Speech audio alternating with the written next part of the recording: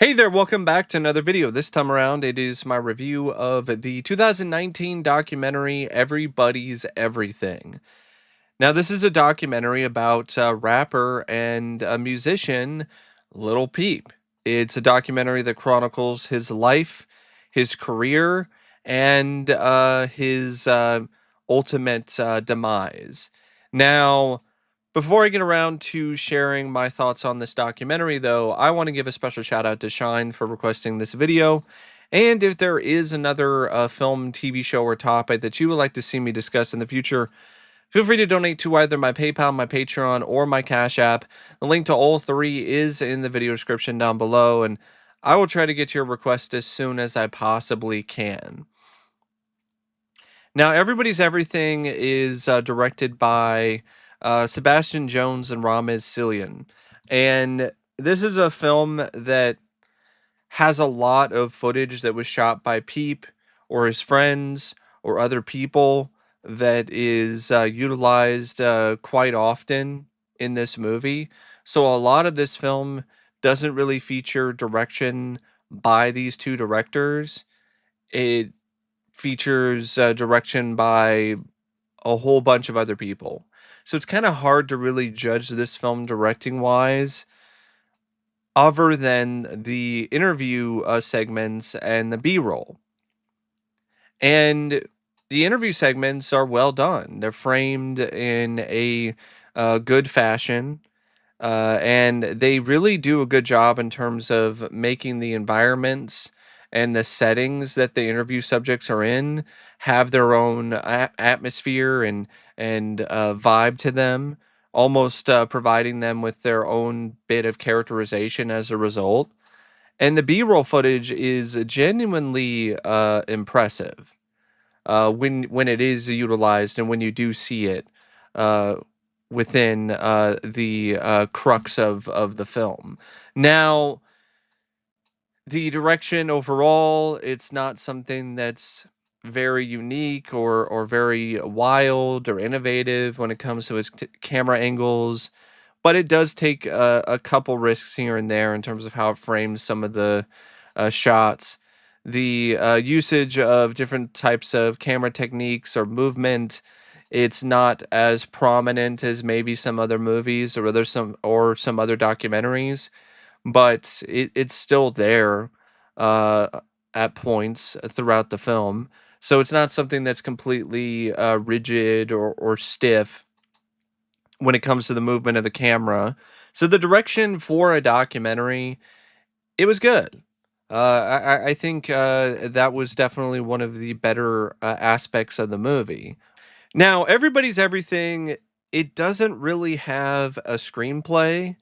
So the structure of the documentary, I think it's something that came in the final edit. So the film is edited by Kyle Sequist and Sebastian Jones. And this is a documentary that, to me personally, because of the way that it's presented and the way that things are put together in the end, it's a letdown. And this is the biggest reason why. I do not understand why this gets such high praise. I really don't. This is a very generic, honestly, kind of forgettable documentary because of the fact that there's really not a lot to this. And in large part, it's because of the subject. It's because of Little Peep himself.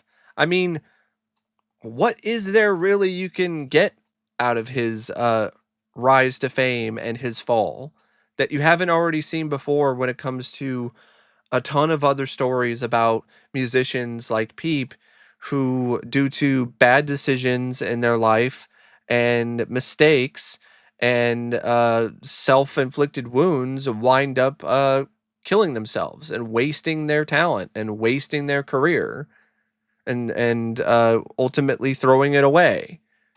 There's only so much you can really glean from that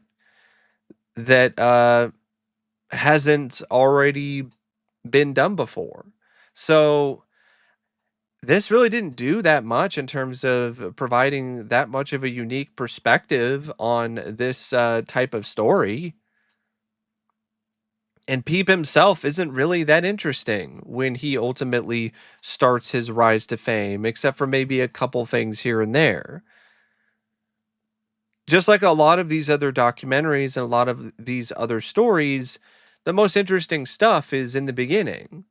It's what happened leading up to the rise. What were they doing when it comes to their initial start in the music industry, and also their childhood, their upbringing. And I think that is where this documentary is at its best. It's also where you can relate to Gus, where you can connect with Peep, where you can't necessarily connect with him on the same level once he's this rising star and then supposedly the next big thing. Unless you've already had that life experience, which I'm pretty sure the majority of people watching this video have never had that life experience. So, getting to know a more intimate side of Peep was definitely a highlight to me. Seeing the interviews with his mother, seeing the footage of him when he was younger, hanging out with friends, seeing the bits and pieces of his life when it comes to his time growing up in Long Beach, and just getting to know the type of kid and the type of young adult that Gus ultimately was prior to the fame. That was really nice to see.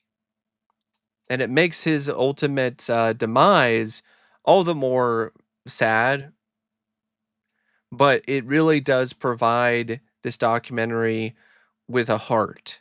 And I think it does help it a considerable amount. And there is a lot of heart that is put into this documentary. And it's not just with the interviews with his mother, though, it's also with the interviews with other people who knew him personally, his friends, his former girlfriends, and specifically his grandfather, whom he was really close with and he considered to be his father figure. Because he had a falling out with his real father and never really didn't seem like he ever really came to terms with that, and he just cut his real father out of his life.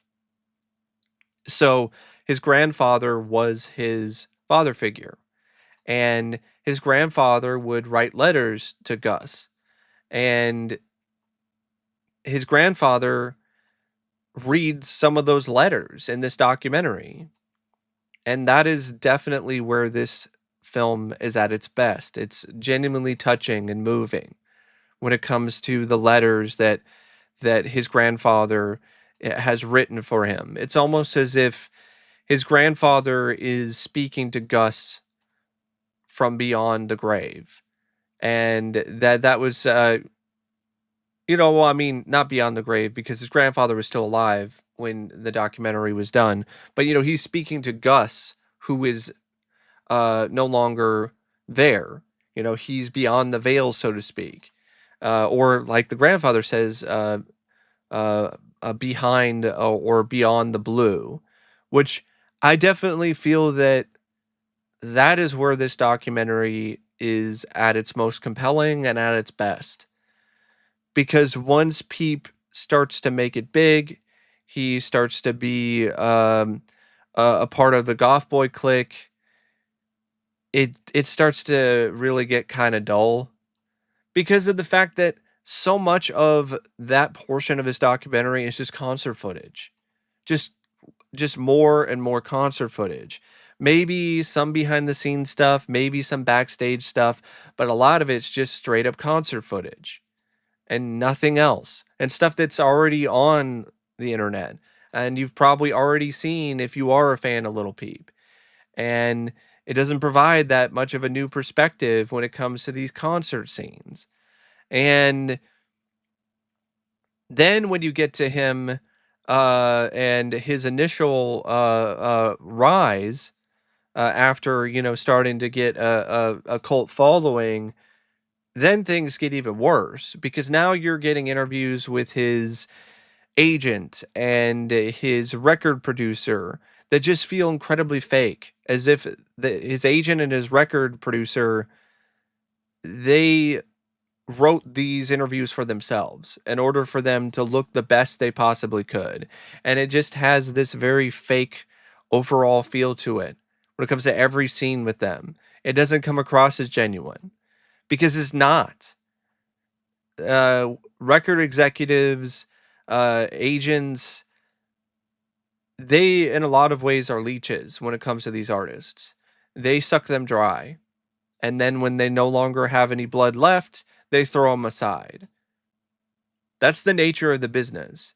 And the fact that it's just this very almost lovey-dovey kind of thing where it's like they're looking and they're talking about Peep as if he's somebody who's a part of their family. When in reality, like if he stopped making a dime for you, you would have dumped him on the side of the road and given him no help, no assistance whatsoever. You probably even provided him with drugs to make him happy, so he would keep making music and keep making records. And you didn't really have any issue with supplying those drugs as long as you were able to get money in your pocket. So to have this whole like, oh man, it's so sad and it's such a loss and oh man, when I first saw him, I knew he was special. It was like this is a bunch of bullshit. Like this is not authentic at all, and that is definitely in a stark contrast to who Peep was.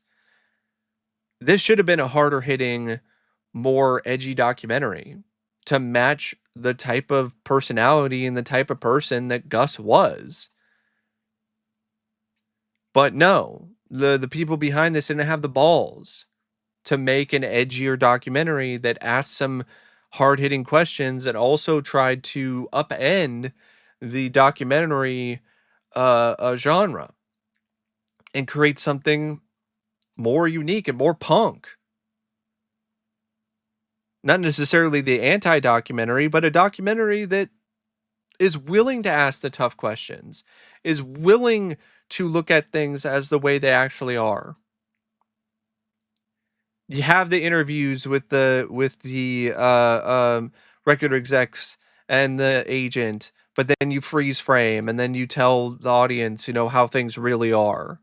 You show the text from the record executive who was sending text to Peep, telling him how much he wanted in terms of the Xanax, how much he wanted in terms of these drugs, what was he looking for, to really show the reality of things. But no, instead we get a very fluffy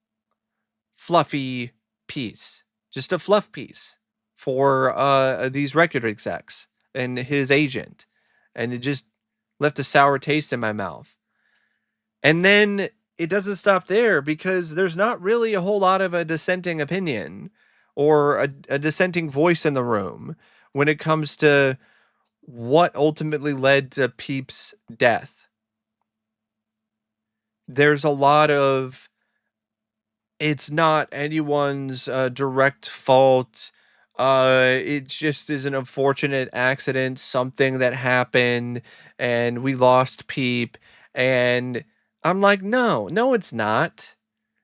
This is the result of Peep himself making bad decisions, and also Peep being a part of a dangerous and destructive environment, and also Peep being around other addicts. The worst place an addict should be is around other addicts. They're not going to think clearly when it comes to not doing that next line of blow, or not taking this many pills, or not mixing these pills with alcohol. They're not going to do that shit because they're more than likely not sober to begin with. But we don't get that, other than maybe one or two voices that are like, yeah, you know what? These guys aren't your friends.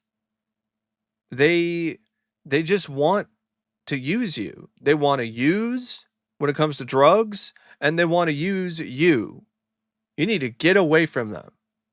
And no, other than that one or that voice or maybe one other person throughout this documentary, most of it is just not really assigning that much of a blame, not really being willing to discuss his death in a way that is genuinely real and truthful. It's just more of a facade, more of a fabrication, more bullshit, just like the stuff with the record executives and the agent. You got some interviews with some of the Goth Boy clique, and you got this one guy who saw Peep completely incapacitated on the day that he ultimately was found dead. And apparently he was in that position for like 4 to 5 hours. And the guy is just saying, "Oh, I just assumed he was taking a nap." What? This guy is your meal ticket. He's the guy who is having you on his tour when he doesn't even really have to, but he's doing it because he's a legitimately good guy at heart and he means well and he wants to give back to people who he calls his friends. And you're just going to not look out for him like that? You're just going to assume that he was asleep?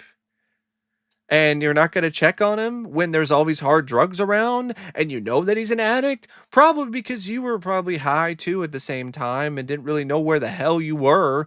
So you probably just took one glance at him and were like, "Oh, he's just asleep. I don't care. Where's the next pill? Where's the next bottle of booze? Let's party." That's probably the reality of it, more likely than not, considering the type of people that he was around on the day that he died. And then you have this other guy who is interviewed and he's hyper defensive when he's being asked about what happened to Peep. Because I guess some people assumed that he was directly involved with his death, and there's conspiracy theories that are around, and that's messed up. I feel for you. But at the same time, you acting so hyper defensive in this interview, they're probably going to take this and edit it, and they're going to make it look a certain way. And fuck them, fuck those people, those conspiracy theorists, assholes. I didn't have anything to do with what happened to Peep. He's my friend. Fuck you if you think that I had anything to do with his death. I'm like, that is just super hyper defensive, and if anything, it makes you more suspicious.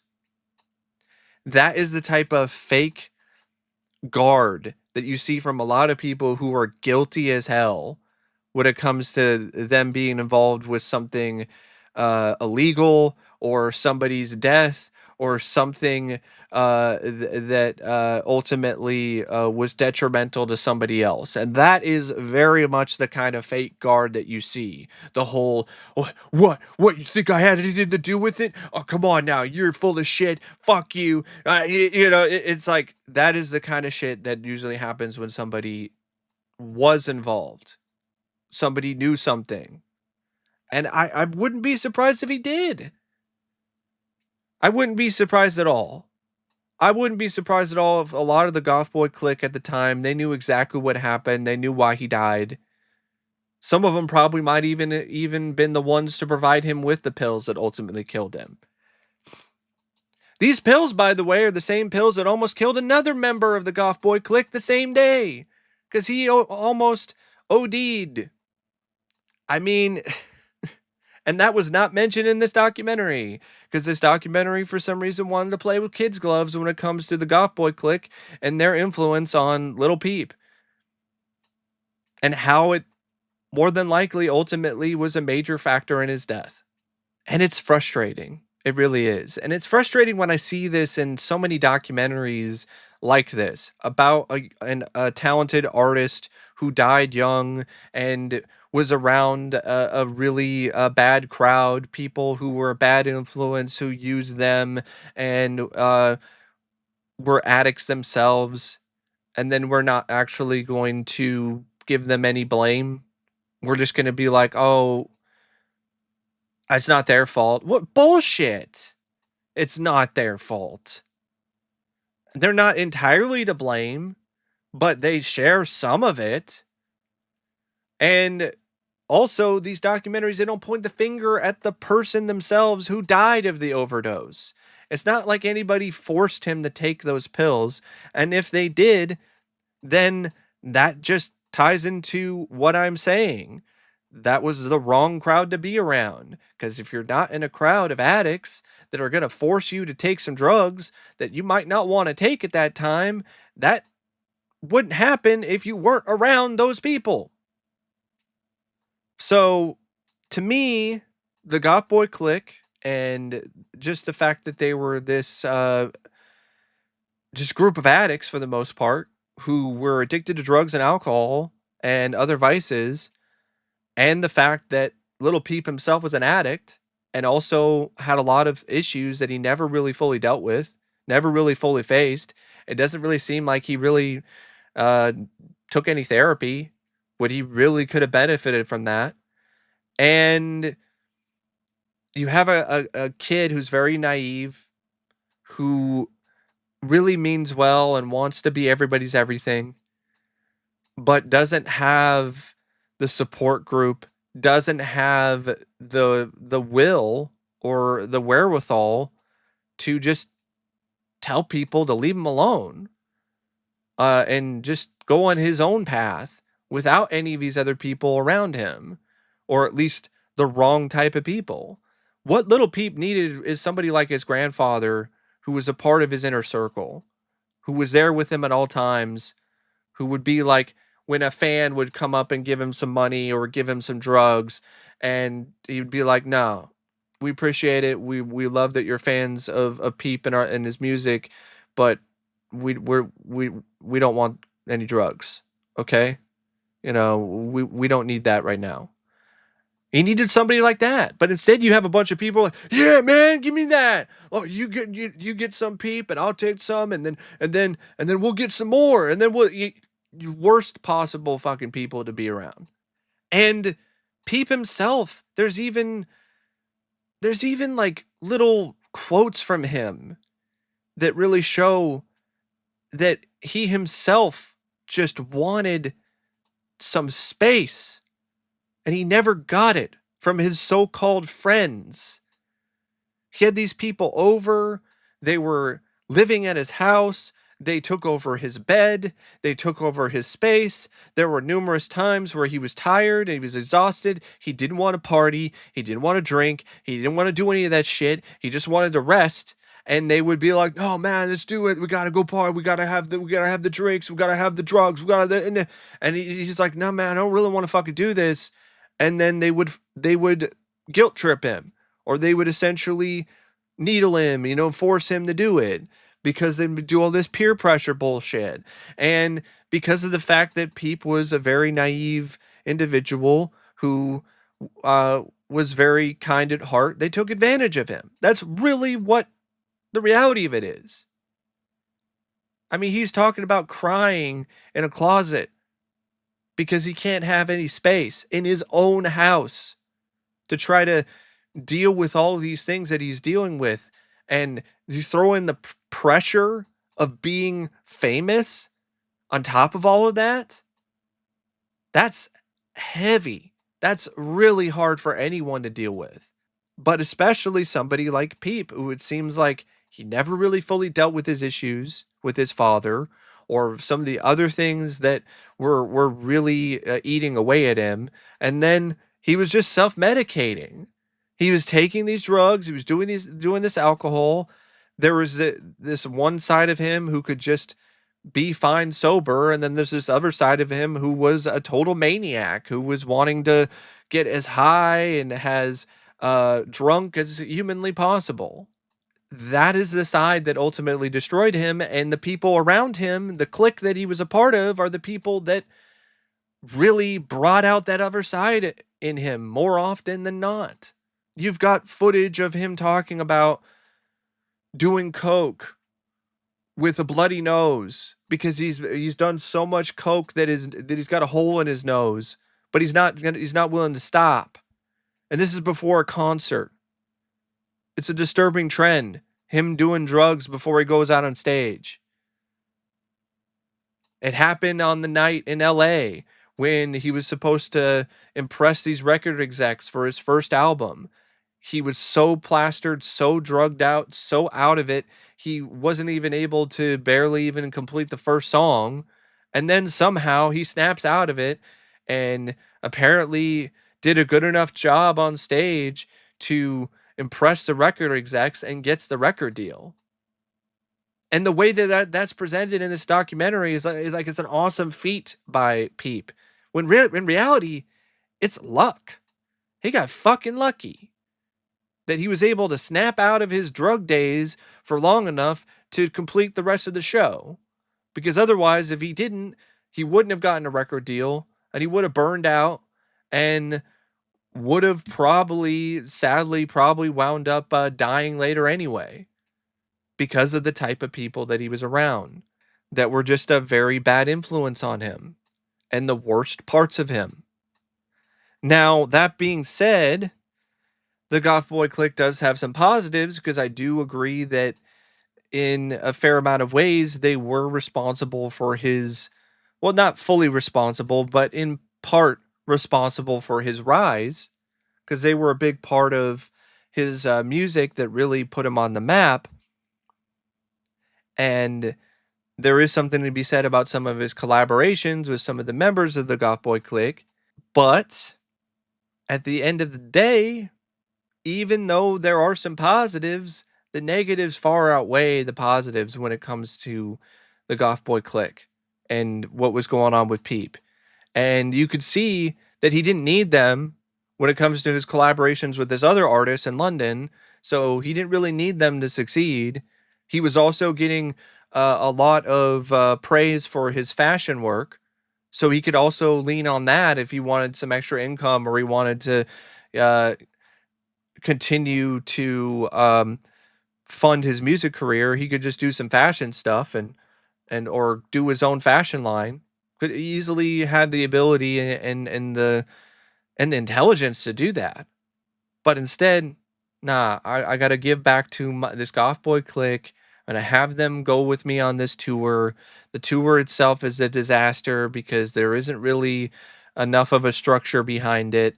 And now he's mostly just around these immature party boys for 24/7 who are all about getting high, doing drugs, getting the women, doing whatever, not really thinking about the consequences of their actions, not thinking about anything other than getting high and having fun. It's sad, it sucks, but at the same time, when you consider the type of people that he was around and the type of self destructive behavior that he was doing, it's really not that surprising. It's not a shock that he died of an overdose. It's in a lot of ways, you might argue that it's more shocking that he didn't die earlier, considering all the drugs that he was doing and all the things that he was doing to himself. Now, the documentary also does a bad job when it comes to Peep's death itself. They have a lot of photos of his death that are edited in a very stylish way, and it just comes across as very exploitative. I'm like, why are we showing photos of him just dead on the floor of the tour bus in less some artistic way? Like, it just felt wrong. Showing photos of the funeral of his mom crying her eyes out, this felt wrong. Like, that's the kind of stuff that should just be private and not utilized in a documentary in the fashion that it was. But it makes up for some of that with another letter from Gus's grandfather that does a good job in terms of concluding the documentary and ending it on a decently high note. But yeah, this was just okay, I guess. I mean, like I said, so much of it is padding in terms of all this concert footage. It really doesn't take a balanced take on the events and things that ultimately led to Peep's death and to his career cratering as a result. Don't really do that, which is very disappointing. And it's also one of those documentaries that, other than some of the stuff that you get when it comes to Peep's early life and his life before the fame, there's really not a lot that you get from it that's that new if you are a fan of his and you are already aware of a lot of this stuff. So to me, yeah, I just thought it was a very average documentary. I don't understand why this is such widely praised.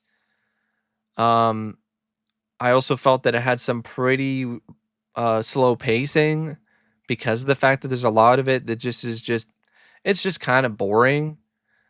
And yeah, the music is good. And I think, the work by Patrick Stump, who did some original compositional music for it, I think, that's not too bad. I think it works fairly well with the movie, and I think it's well edited.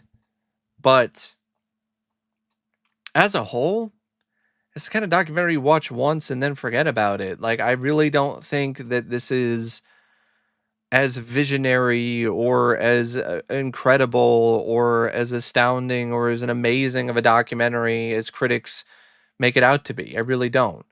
Uh, I think Little Peep has songs himself that are a lot more engaging and definitely a lot more entertaining than this documentary is.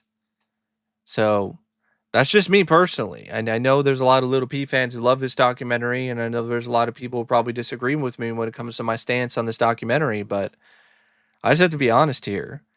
This was just meh, and honestly kind of disappointing because I was really curious about it, and I felt like there was more that could be discussed. I felt like there was more to this story, more to specifically Little Peep and his death that's never really delved into, never really discussed.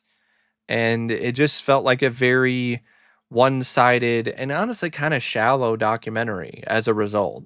But that's just my thoughts on Everybody's Everything. And as always, thanks for watching, and I'll see you later. See ya.